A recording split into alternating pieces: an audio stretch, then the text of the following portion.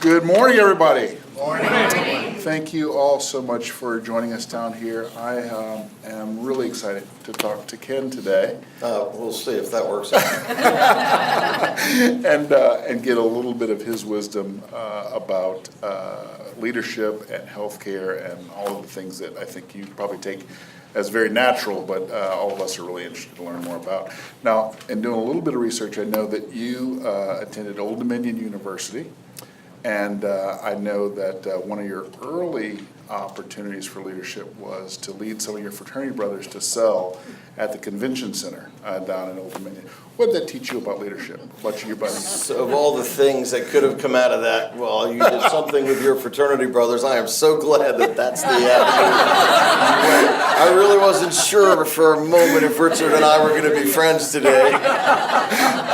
So it is an interesting piece. I haven't thought about it in a long time, but I had to work to put myself through school, and so we sold concessions and, Coke, sodas, whatever you were doing at the stadium, and was able to organize fraternity brothers to be the team that would run the stands and sell things. And so if you think about what it takes to pull a team together and get folks to actually do the things we have to do for a purpose, that purpose wasn't as high a calling as healthcare, but nonetheless, we had something to do that day that needed to get done, and the people that were there at the game or the event, of course, wanted that service. And so I think in some respects, it's everything about leadership that you all know and do every day. So you're organizing folks, some of whom came ready to perform and some of whom absolutely had no intention and weren't in a condition to perform in that case.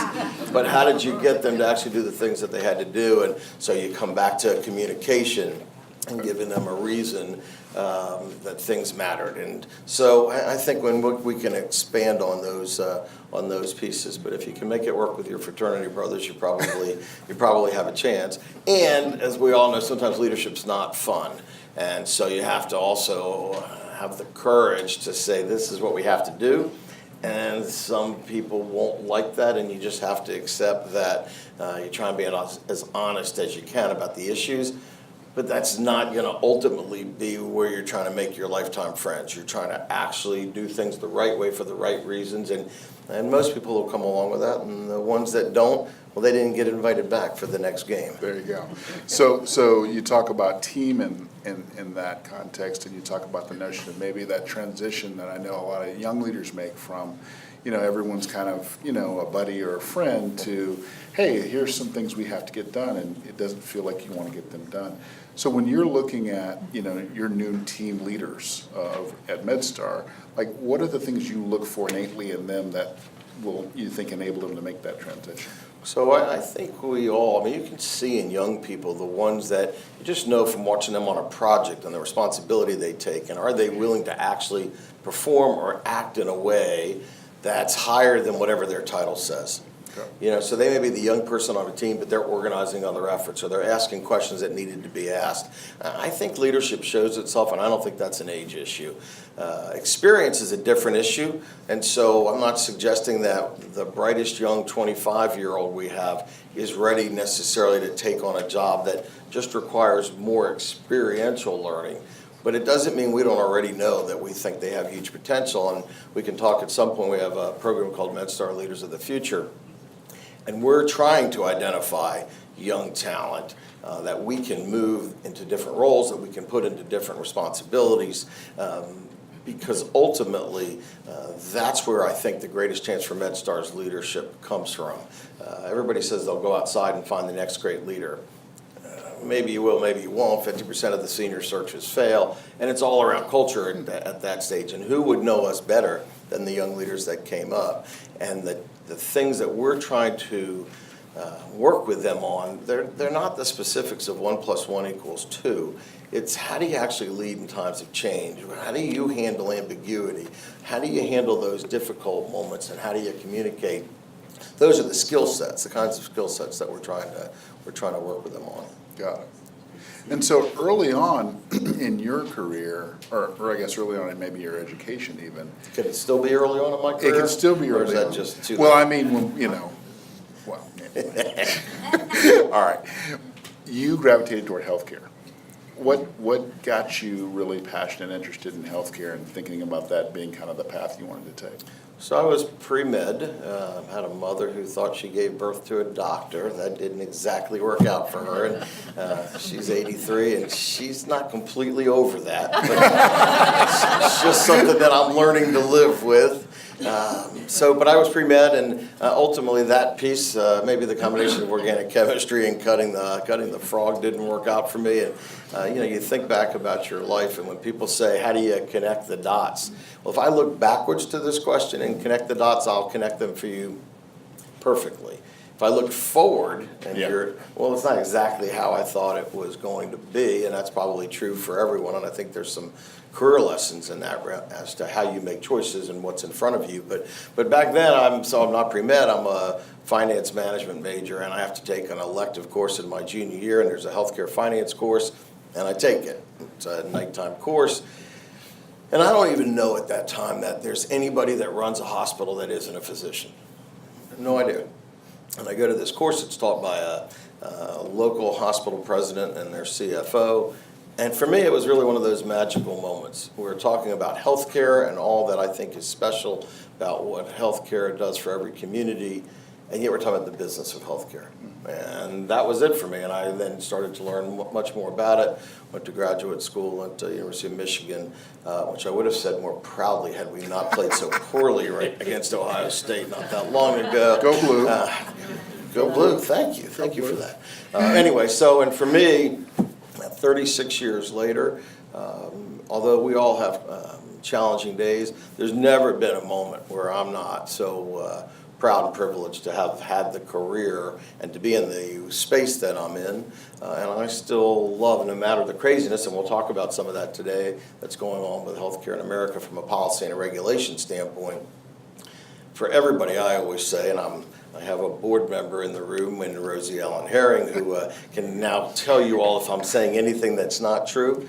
But when we're having a day that isn't right, all you have to do is go to a hospital, walk the halls, look inside a surgical waiting room, and you realize the privilege in the moment that we have. So for me, it worked out incredible relative to that. Got it.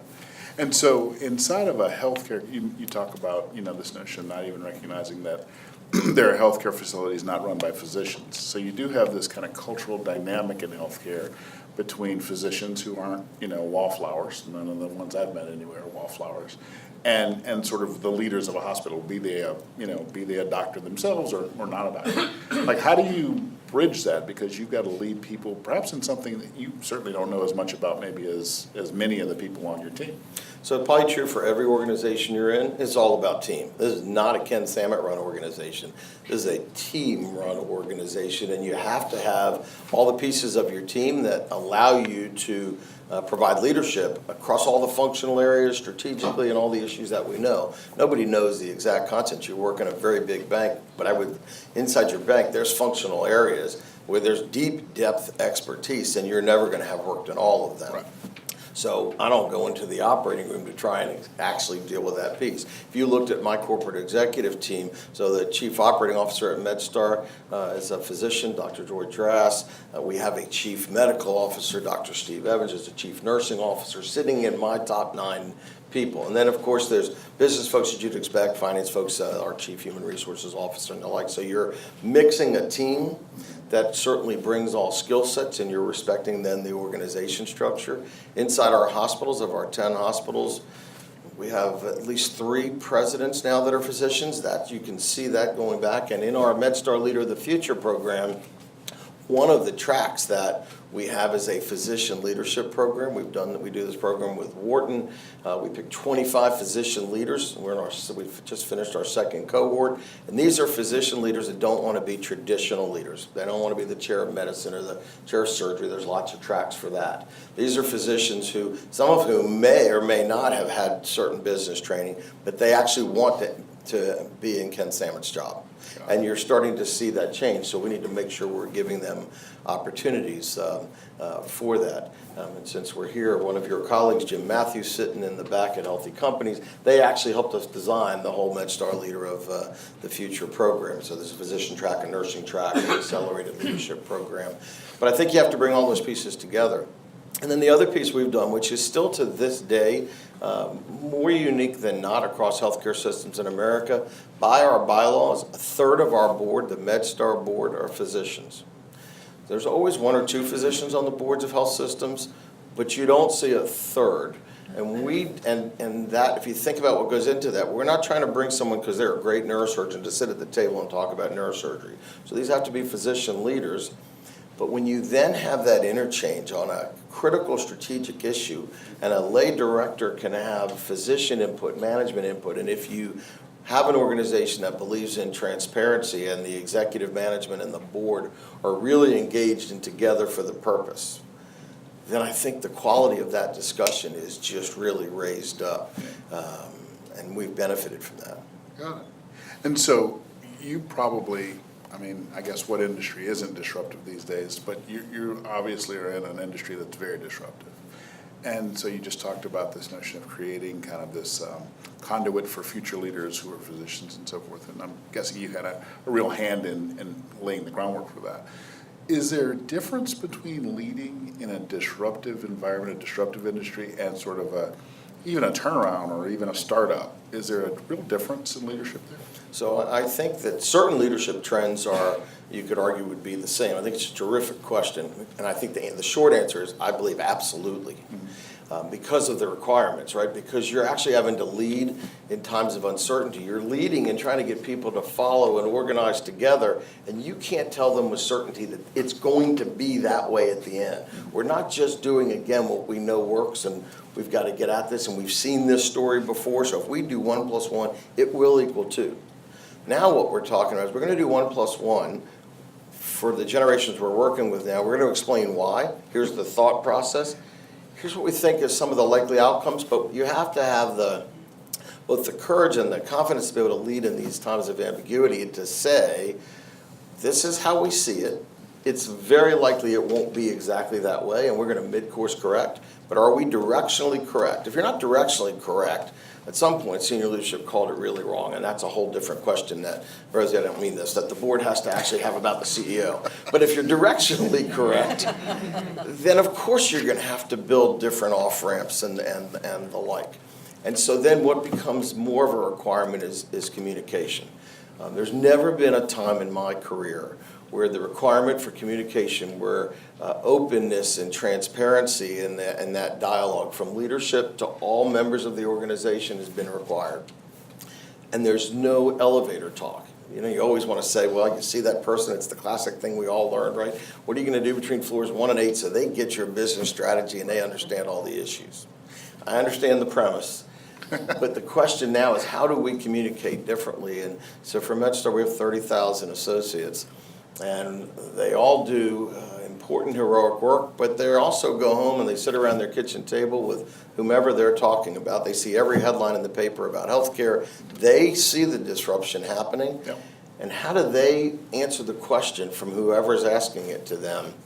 Well, tell me about your organization. Is that a good place to work? Do you think that leadership has a clue? I mean, what are the kinds of things you're working on? I see new MedStar things in the community. What do you know about that? I think the ability for our people to have a level of understanding is critical because they're the ones that actually are having to live through the change, right? You asked me a question, and I'm privileged to lead through the times of change, but you could argue it's even harder to come every day on the front line of healthcare and perform in the middle of that change, and I think they have to have some grounding. So from a leadership standpoint, comfortable with leading in ambiguity, the ability to accept that you're going to be wrong, but you can still lead. And what does that mean? How do you communicate? What do you own on that? And what are you doing to help your people to be able to perform behind that? So I think it is uniquely different. So even with that sort of ambiguity, if we can kind of peer down the road, well, you can't go more than 5 years doing this, but what would you say kind of is the future of the healthcare system from the perspective of a leader in 5 years? So I think you have, let's take this question and have two start points. And I'm going to answer it as the leader of a legacy healthcare organization.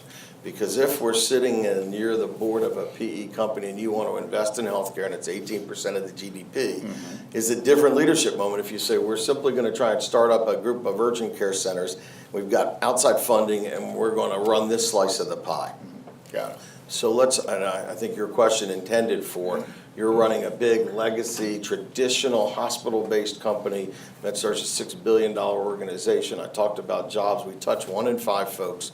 Historically, we were a hospital company. Years ago, when I had the privilege to run the Washington Hospital Center in the 90s, we're at 85 to 88%, all of our revenue coming from acute dollars. When I became the CEO 11 years ago, that was about 70% of a $3 billion company.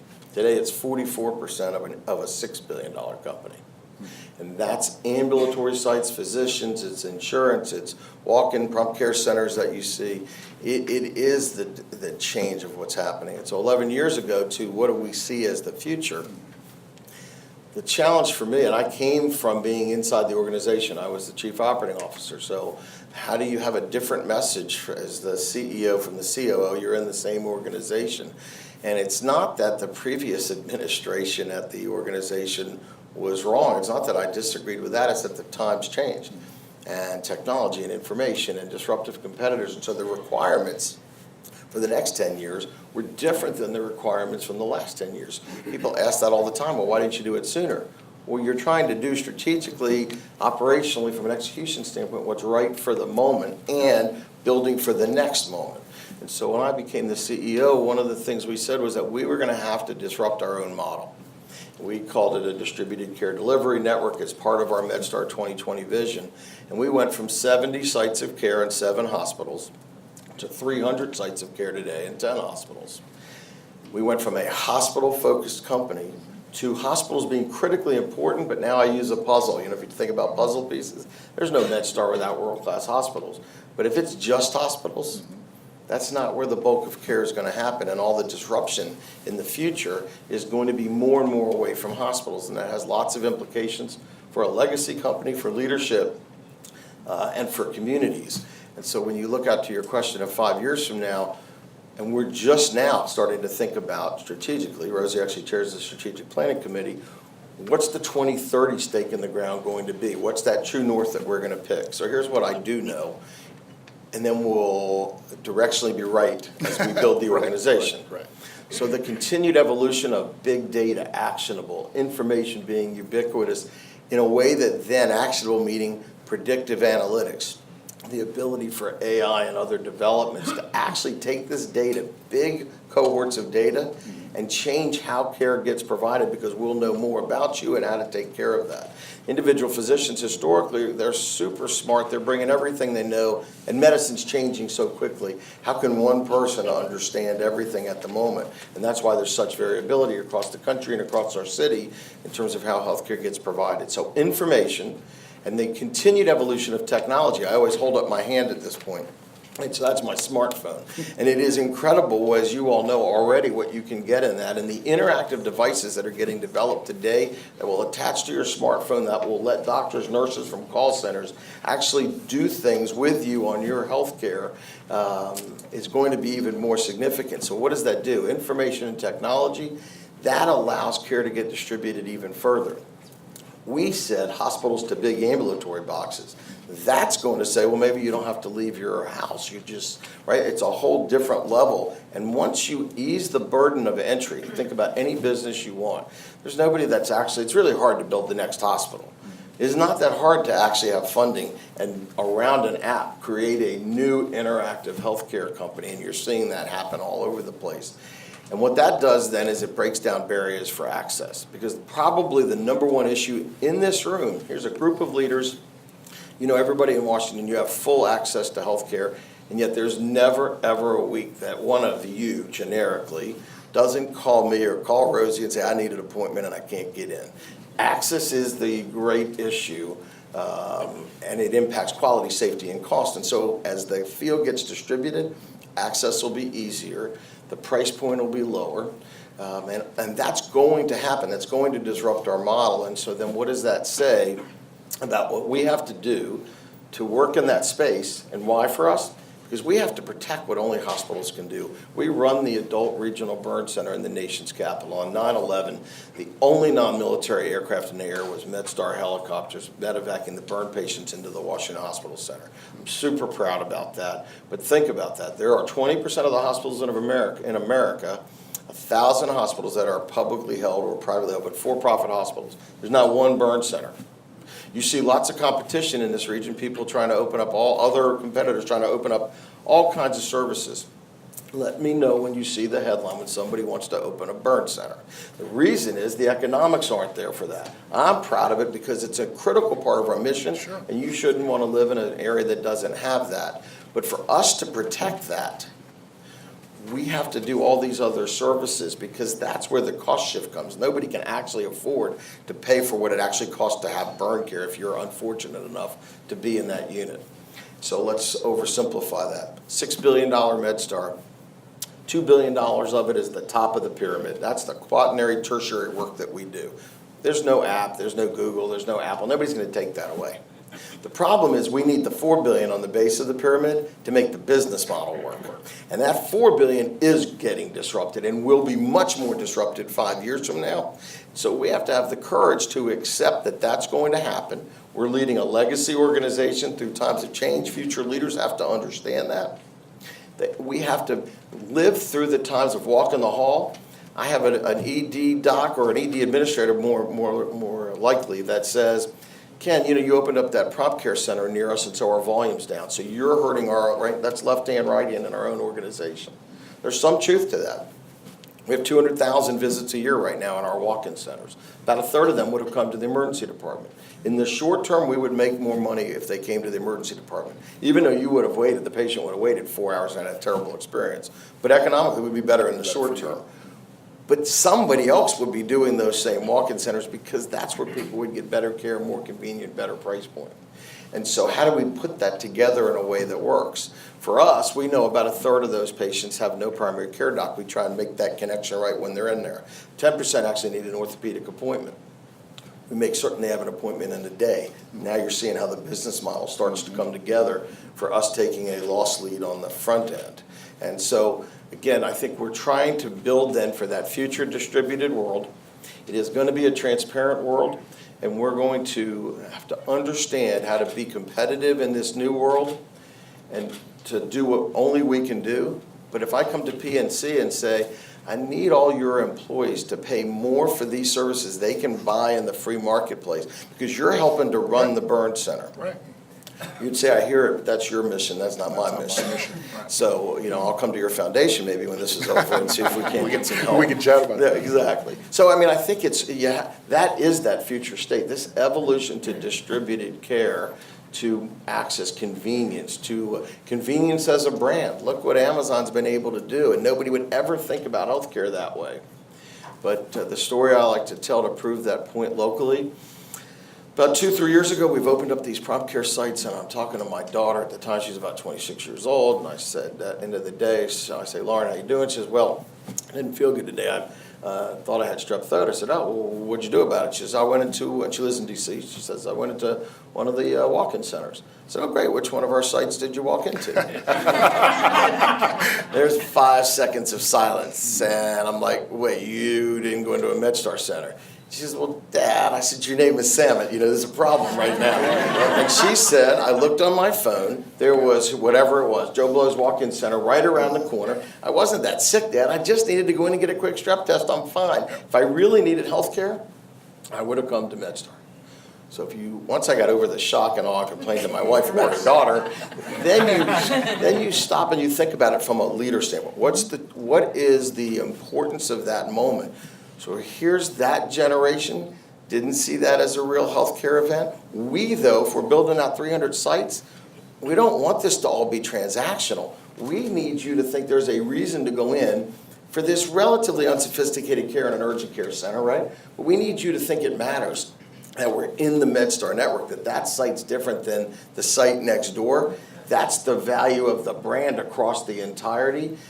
That's the stickiness we need for patients across, and we have to earn that. And I'm not suggesting that that's a done deal at all. I'm just saying that's what the future's going to be about. It's funny because I just sat here and listened to you describe that, and you could have been a bank CEO. You could have been describing banking, particularly retail banking, and the exact challenges that you just outlined are the exact challenges that our bank CEOs face each and every day, including the cost of capital associated with keeping and maintaining a model now while thinking about the future model. So I think that disruptive nature is just around I think that's true. The interesting difference, we think about banking sometimes. You all, as an industry, have been able to use automation, though, as a way that really took price point down. So there's less people in branches. If there is a branch, you can do more and more banking just through the machine. Sure.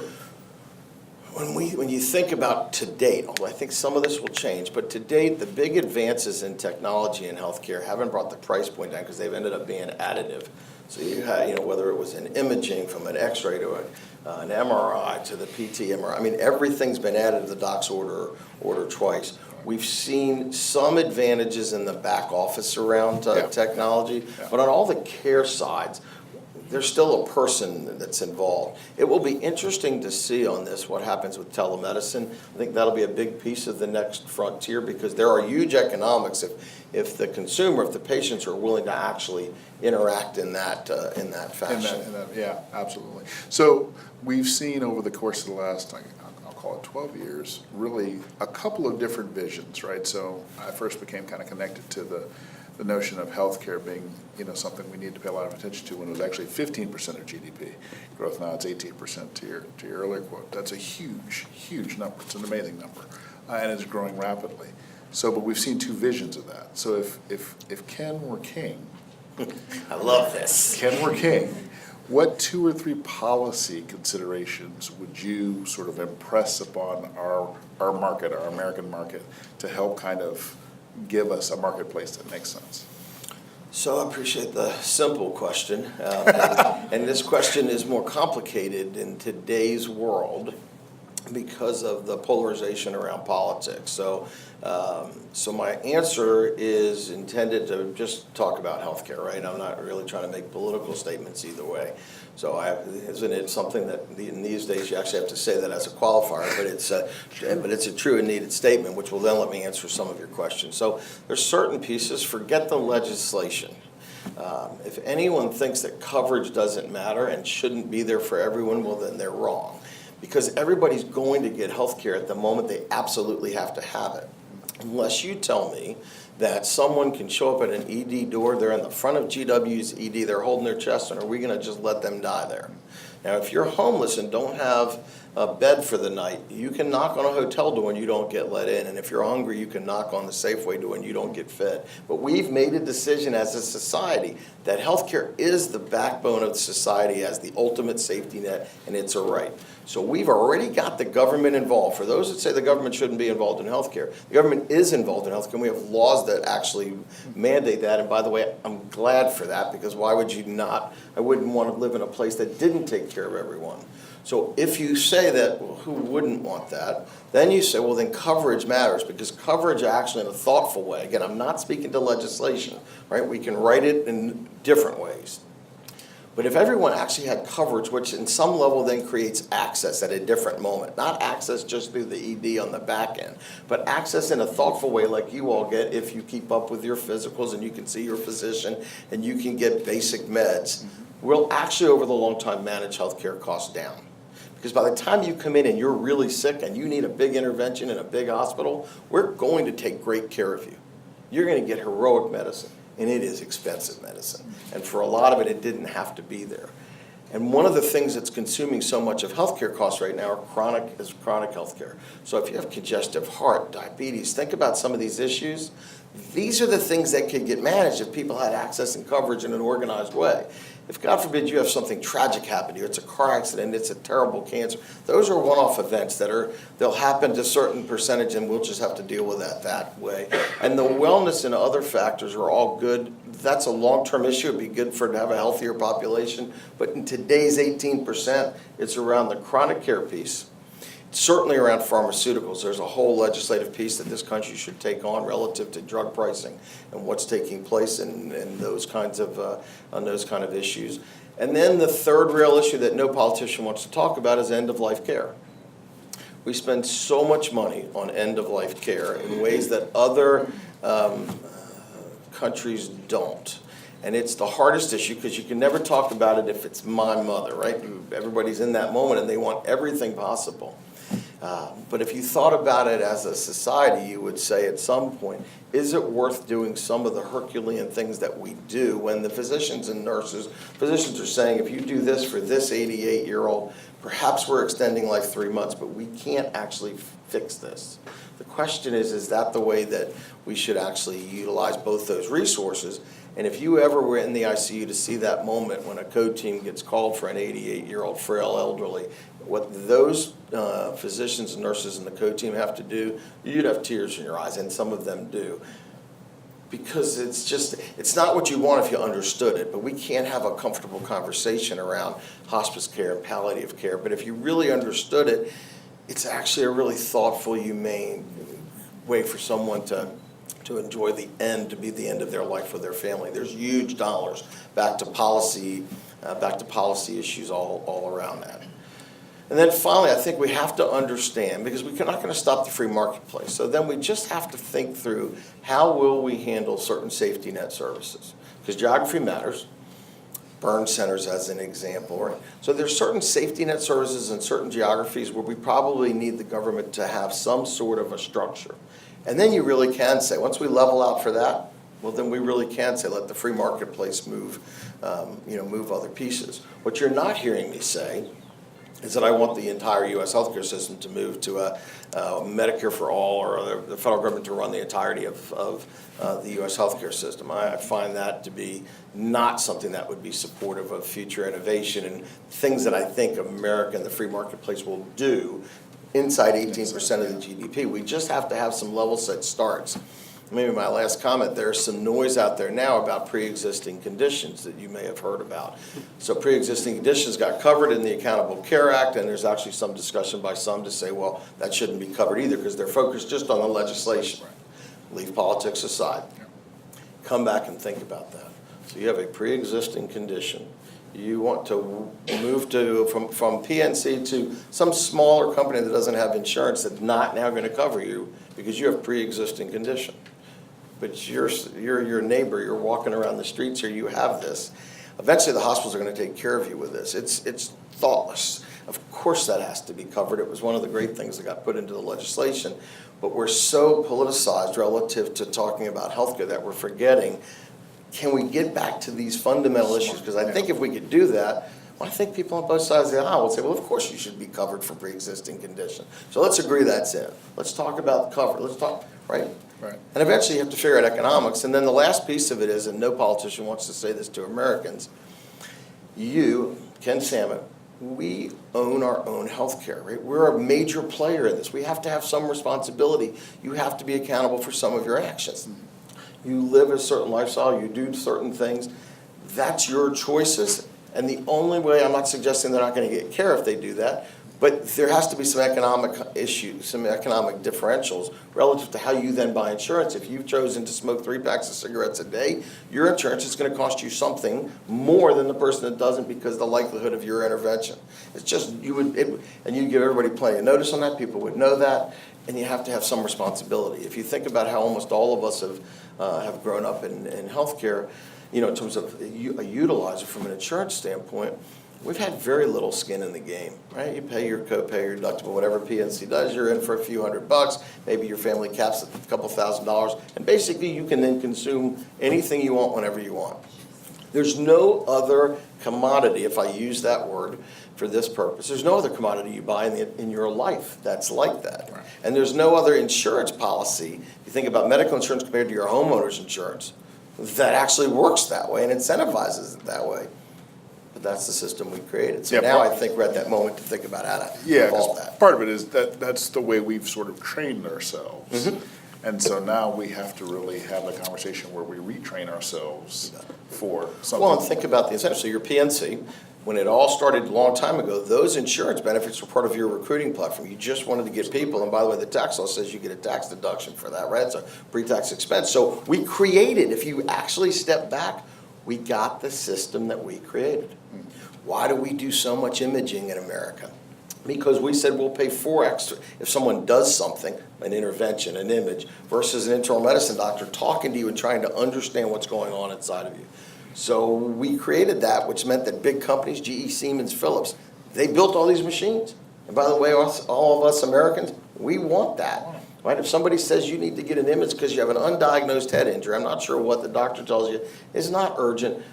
Next 3 or 4 weeks, there's zero chance you're waiting 3 or 4 weeks. And the only way to meet that demand is we built out a system that can supply that. Sure. When I was in grad school, so it's 4 years ago, the stat at the time was that there were more imaging equipment, more MRI at that point, more MRIs in the greater Detroit metropolitan area than there were in the entire country of Canada. Now, in Canada, remember, you have a national system. If you're not urgent, you would wait back then somewhere in the 8 to 12 week time frame for that image. People didn't die in the streets of Canada because of that. Their health statistics aren't different. So again, if you step back, we got the system we created. It's been a huge engine for America. It's a huge job issue. That's the other complicator. Think about this area. If you take away the government and the schools, the biggest employers in this area are big healthcare systems. And so when someone says, I want the cost of healthcare to go down, and 56% of our costs are people related, at some point you can connect dots. And even some of the changes that are happening. I'm not saying that to say it shouldn't happen. Right. I'm just saying this is why it's such a big, complex issue, and everybody has a vested interest. Either you're a purchaser and you're watching your benefit cost inside PNC. You're a consumer as an individual. Somebody talked to me over coffee about their own daughter who was in and had a health care. Everybody cares. Or you're running a company that sells into MedStar or anyone else in the area. So everybody's got a vested interest in this 18%. So everybody says we better get control of it. Let's cut it down, or let's cut the rate of growth. Right. But please don't move my cheese. Cheese. Got it. Let me pivot because there's one other issue I want to just chat a little bit about, but also I want to give the audience an opportunity to ask him questions as well. So this is my pivot to you to begin to think about those questions. So you and I got an opportunity recently to talk a little bit about talent, about workforce, about just that 56% of your expense base and the future of it. And so when you think about the talent requirement for not only the business you're running now, but the business that you're pivoting to over the next 3-5 years or what have you, and this marketplace, very vibrant marketplace, and I'm cheating a little bit because I know some of your answer, but share with the audience, what do you think about the notion of creating the workforce that you're going to need in this marketplace? How challenging is it, and what do you think needs to happen there? So I think it's the number one imperative for all of us and all of your businesses, right? Where's your future workforce coming? Who's going to carry out the mission and the important work of your organization? Will we have the talent that we need? So if you think about a future world of tech and digital and information, are we training people for that? So that's one sector for an organization like MedStar. Are we actually having enough folks that see nursing and medical as an area to be in, and how significant of a commitment that is for them? But do we continue to remind them, despite all the business craziness, that it's the most heroic work that anybody can do, and that mission will drive folks to be there? And then inside MedStar, we still have thousands of folks with an 8th grade education doing a lot of important work that touches patients every day. And they're good jobs, but they're jobs that over time won't be there in the same numbers. So what do we do with that, both today and future workforce, to evolve their skill set for that future world? The other piece that, in my answer to that through a unique lens, so if you're a hospital, if you're a local healthcare system, if you're a university, maybe there's a few other organizations, but we're not going anywhere, right? So there's lots of organizations that have built new buildings, whatever, in Northern Virginia, wherever they can threaten, they can go where they want to go. Their business can be moved if they want it to move. Hospitals aren't going to go anywhere. We have hospitals that are here more than a century, and they're, despite all the things that matter from a leadership and a people standpoint, we need a vibrant community, right? We're going to be, and in many respects, we interact significantly, and of course we are that. We look like the community, and the economics look like the community, and so this underlying issue, which is growing, of the have and the have-not, and the ability for all of our people to be successful and vibrant and work and then be the community that we provide care for, is a business issue. It's a moral issue, but even if that's not your boat, it is a business issue for all of us to care about the communities that we work in, and that can't happen if eventually jobs matter, right? No matter how you cut it, it's the number one differentiator of health outcomes in this country, economic status. What drove that economic status? Education, right? So, and I appreciate, as you do, and I knew you were very good to bring this group together yesterday. It's a long-term fix, it's a complex fix, and guess what? That means we have to jump in harder, not run from it. It won't all get fixed on our watch, but having been now in town a long time, we're seeing these issues escalate, not improve. Yeah. Well, and the other thing, and so Ken and I are on a group focused on this with the Federal City Council, is this notion of not only haves and have-nots on the demand side, but on the supply side. Some of those folks that you said have a great education, they're providing great services today. What is their future in terms of that? Because those jobs will shrink. In my industry, when I joined it 15 years ago, roughly about half of our 30,000 employees were retail, and about half of that half were tellers. Today, that number is much smaller, to your earlier point, right? We have less bank branches, and the bank branches we have are smaller.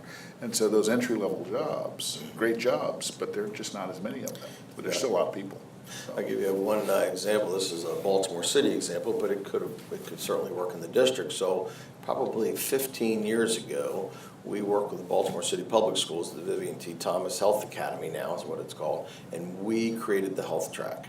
And we had some supporters from a couple of other big organizations, IBM, a few others, and these were kids that were not going to be nurses and doctors, but the school themselves said, but these kids aren't on a track that it's too late to bring them back. It was 9th, 10th, 11th grade, and our people worked with them all through the school year. They wore white coats during the day. We brought equipment in so they could work on that. They had summer internships with us, and we were focused around lab techs and radiology tech positions.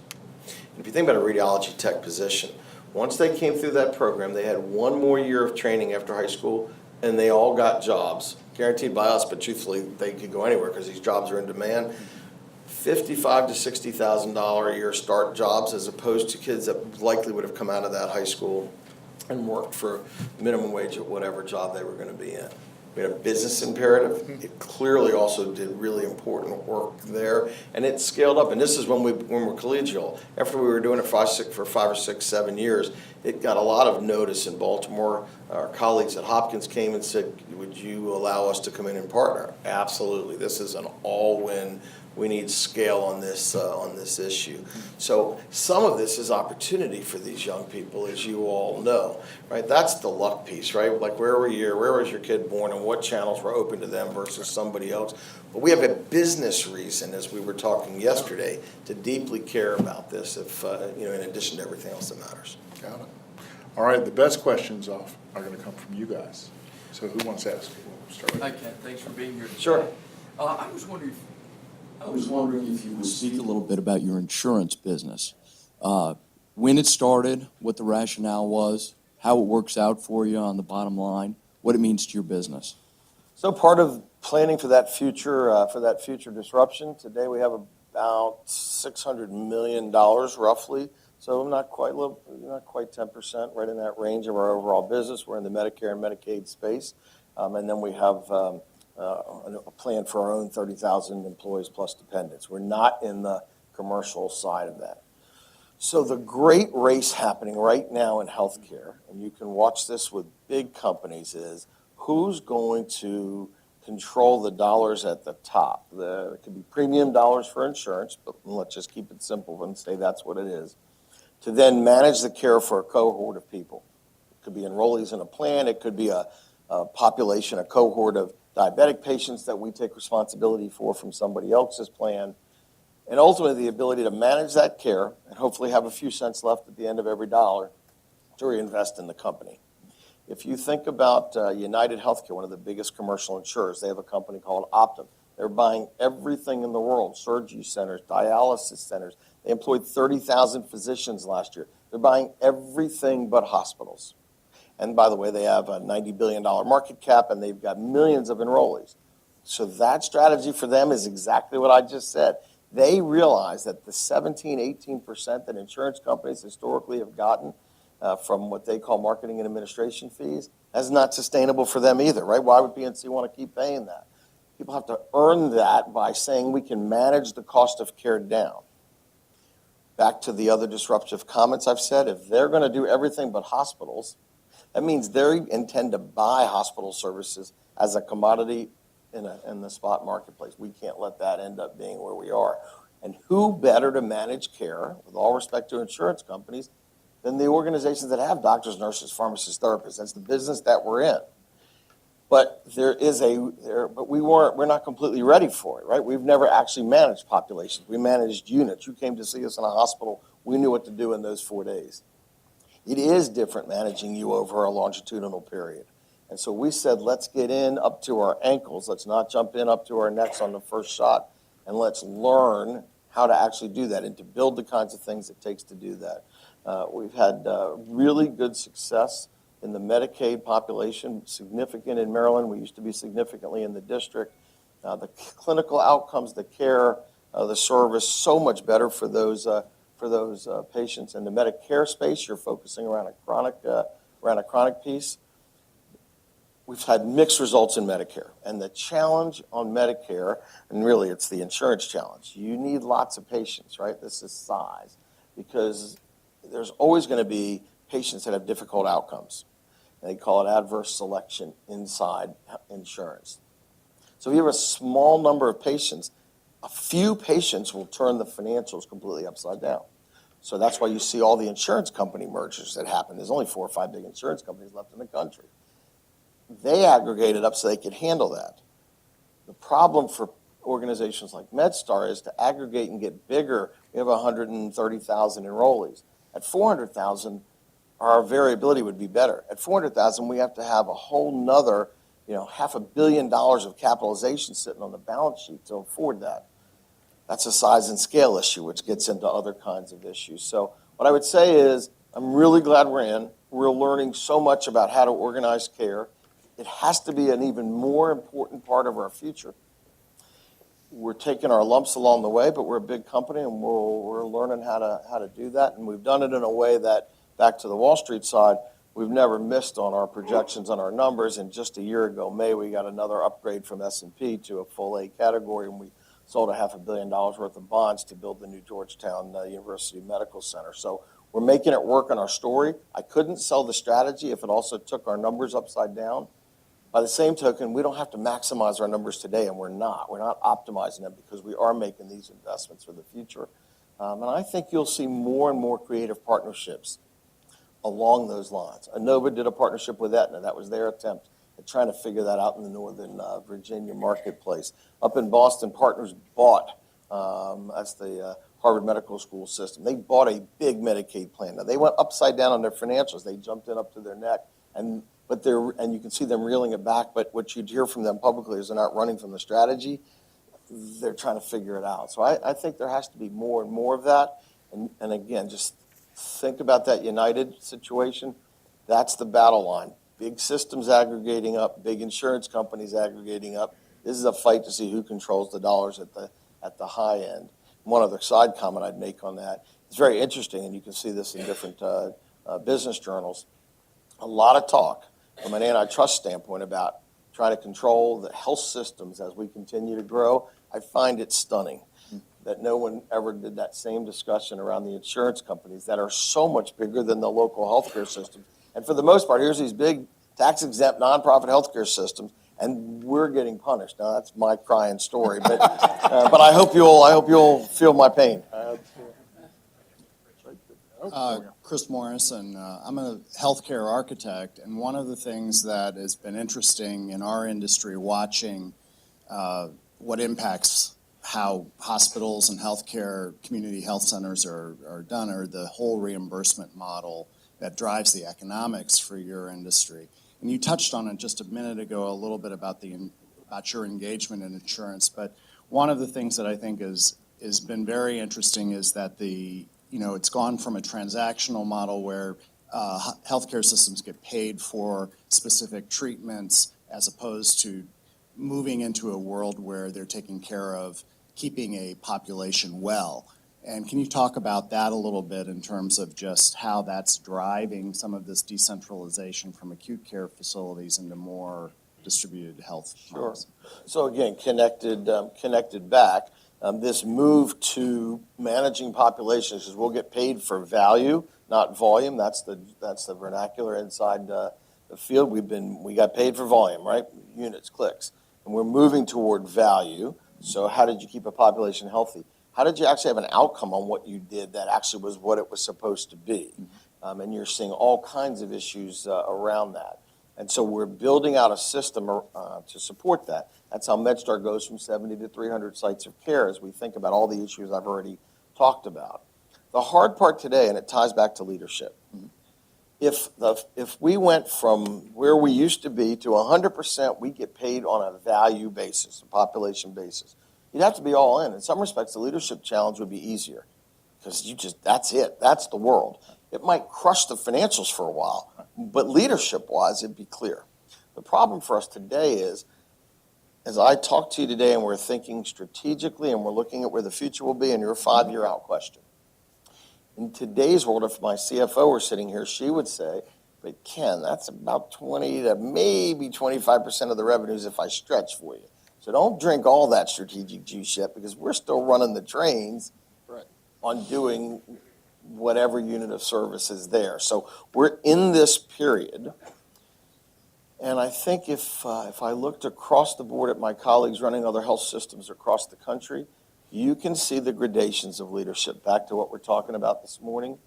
Because if Ken Samet's only trying to lead MedStar for whatever period I'm fortunate enough to stay in this job, we actually don't have to do all these complex things. Like we could run yesterday's healthcare system, and we'll run it fine, and we'll be really good, and the organization will do just fine for the next 5 years. And 5 years from now, the organization will not be positioned right for whatever's coming next.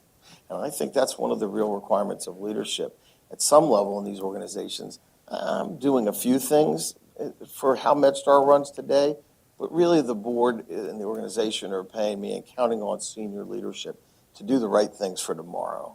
And so, but that's the moment we're in, and so I can make sense of that without question, and I believe it in my core. As you get all the way down to the front line, and this is the leadership challenge, and you go walk on a nursing unit and you talk to a nurse who's the hardest job, the most important job in the U.S. healthcare system, and knowing what they're dealing with minute to minute, and yet they're watching changes and resources get invested in ways that don't really touch them. You're selling a future piece, but here's their world, and they're trying to do the right thing for that patient. That's a complex moment where leadership, where communication, where not ignoring what they're saying because it's right through their eyes, and just trying to give them enough to reflect and think about it. And I think that's the struggle of the day, but it's a struggle that you have to go into head first on that, because that struggle is not going to change whether you choose to engage or not. I have to ask this quick question here because you raised something that has been bouncing around my head for a while. This notion of, so we're in this sort of disruptive environment, as we talked about a little bit earlier, but you've also got this leadership notion in some camps of, well, that's the next guy's problem. And it seems like there's some clash coming from a leadership perspective on those two issues. And you just kind of outlined it. So you still view leadership as, it's not the next guy's problem. If the next guy has a problem, that's actually a reflection. 100%. Okay. So listen, if you spend, all of us, right, we spend so much time leading the organizations that we're in. And I had this experience once in my career. I'll just let that sit there. If you spend all this time and then the year after you were at whatever organization you were leading, if it's not doing as well and somebody says to you, well, it's not the same since you left, stop and think about that. That's actually not a positive comment. That's an indictment on your leadership. And we're doing this for the future. We actually earn our keep because of what we build for the decades to come. And that's the only way actually to both justify where we are, and I think it separates leaders. Leadership matters.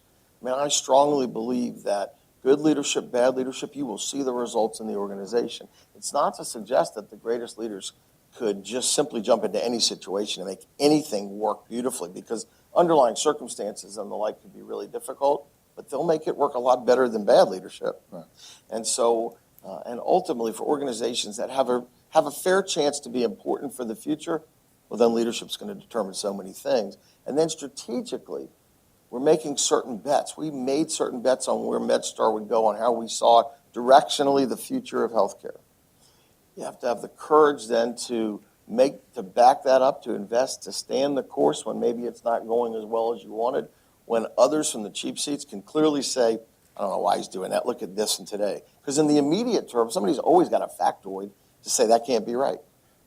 Okay? You have to be above that and have the courage to know, this is my role. I know where the board is. I'm trying to be communicative. I've got a leadership team, not just Ken Samet walking the tablets down. I mean, this is a leadership team that thought together based on all the facts we could get. And it's why, to me, this strategic exercise that we're in now to try and put the next stake in the ground for 10 years out, we might do 7 based on how changing the world is. We're not trying to get it precisely right, but we're trying to have a true north on, driven by certain key issues that we can share with folks. And then comfortably, what I've started to do over the last 3, 4, 5 years, for those that always want a challenge, my comment is, tell me which direction you want us to go. Because if the only thing you're saying is, I just want to hunker down and do nothing different, I'm certain that's wrong, right? But if you have another pathway that's better, easier, more, come tell me, because I'm looking for that. Yeah. And by the way, I'm still waiting for anybody to answer that pathway. Timothy Johnson, LGW, Class 18, making a scene. Thank you, Ken, for coming here today. And remember, whatever you ask me, I'm going to ask you at the United Way board meeting. Absolutely. I'll keep it short. Thank you for sharing these pearls of wisdom with us. We often tell our students and our young people the importance of mentorship. I'm curious to hear, could you give us an example of a mentor that's been particularly impactful in your life and how that has played out in your career? So I think that we all have a reason to give back, to pay it forward. You can use your words, but we're all here because somebody actually grabbed us a little bit by the back of our shirt collars and said, we're going to help you along the way. Somebody opened doors. And to me, it's some of the most rewarding work that all of us get to do. I'm not going to bore you with the long story, but a long time ago in the 1990s when I was running the Washington Hospital Center, the hospital center was one of 18 hospitals across the country. Tamara Smith, who was actually at the hospital center with me, may remember these times. We had a Commonwealth grant. It provided mentorship opportunities, 25 young people from one of the challenge schools in the city. I had a young man, Richard Jones, who became, we had a mentor-mentee relationship. Really good young kid, 9th grade, critical year, came from a broken family. And he would come to the hospital and do his homework there, and everybody kind of took him under our wing. We helped try to give him examples of how education would make a difference. We tried to give him folks he could see himself in that are successful inside MedStar. My kids got to know him, which was really important because your children don't know what they don't know, and so they think their world is actually the world at that stage of life, and they don't understand that they're lucky and they just don't know it. And anyway, the end of this story, and we've stayed in touch today. He's 39 years old, he has a master's degree, he has 2 kids, and all of those, and he's doing other issues. So for me, it's deeply personal, and I think as an organization, our people are out in so many different organizations. And I think if all of us touch 1 or 2 folks, that's all we have to do. If you do more, God bless you. But there's just a lot of folks, and we all know them, that think that they are where they are because of them entirely, and they forgot how much this matters. And I think because of how big our platform is, whether it's taking kids across our platform every summer from the Mayor's Summer Youth Program, and then what happens from there? Is it just, and we try and match it up carefully because there are some folks that just check the box and say, yeah, I had a summer youth, I did it. Did you put personal time into that? And for me, the reward back, I mean, when I talk about Richard to this day, Okay, I feel good about that. I hope he does, but I'm, it's like it's something that it will always be on my bucket list. Last question. Okay. Kevin Reggie, Ken, thank you very much. Class of 13, living the dream. My wife, I should say, at the outset, is a 2-time cancer survivor. She received the lion's share of her heroic care at 2 of your hospitals, Georgetown University and Washington Hospital Center, and our family is very grateful for that. United Medical Center and the replacement hospital, can you speak to the current posture of the back and forth there, where we are now, and whether MedStar could have a role in that, in a variety of settings in terms of making those contributions from both a business perspective and from a community and healthcare integration perspective? Thank you. You're welcome. So I'm really glad that we took care of your wife. We're always here for you. And I want to thank you all for having me today. Oh, there was a question that you I know, Kevin, you were looking at me. You were wondering, did he not hear me?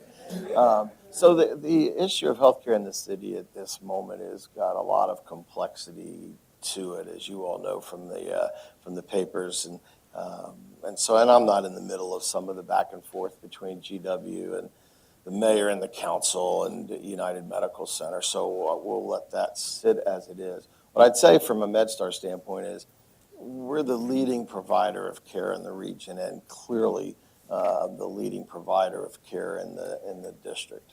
And so we've always been and always see ourselves as part of the solution for healthcare in this city and this region. There can't be a solution for healthcare that doesn't include MedStar. It's not a boastful comment. It's just, I wouldn't make that same comment in Baltimore City, but it's obviously the answer here. And we've been proud to be part of that for a long, long time. And along with Howard University, the Washington Hospital Center provides the most charity care of any organizations across the region. Again, proud that that's part of what our mission is. And we take care of all kinds of walks of life that come in that need our clinical care no matter what their economic strata is. And all of that continues. Then you get to the politics and the organization of care, and that's complex. There's no question but that there needs to be a better, more cohesive approach to care in Ward 7 and 8. There's solutions that are needed. We could be part of some of those solutions, and we've certainly had those discussions over time. This situation is obviously active, and that'll have to play out on its own, and we'll see what takes place. So we're not in that discussion at this point. That's a GW, City, UMC, Howard University solution. If they figure that out, it'll go forward in whatever way it does. If it blows up, then I suspect that there'll be lots of other discussions around what should come next. I think, as you all have seen, Howard University Medical School is a really important part of the solution that has to be considered for so many important reasons. And then the question will be, can we take the politics out of the discussion and get back to that care discussion? We talked about that at the federal level. We'll need to do some of that at the local level to figure out what's the best way to make investments, how do we use resources, with a focus on how do we improve healthcare from for the residents of those areas. So, and only one other comment I'd make, you didn't ask this, but in this mix, you also are watching that Ascension's closing Providence Hospital. Again, that's a really challenging, troubling, unfortunate situation for a hospital that's been here 150 years, owned by the biggest national Catholic healthcare system. They've been part of the fabric of this community, though, particularly providing safety net and other support services. And make no mistake, that's an impact as well. So it is a very challenging time for healthcare in the district, particularly for a certain portion of the district. And we play across all lines of this. And so a lot more that still has to come. But I hope that thoughtful conversations happen, focused on healthcare needs. Secondarily, let the politics play where they might. Ken, thank you very much. Let's have a nice round of applause. Thank you.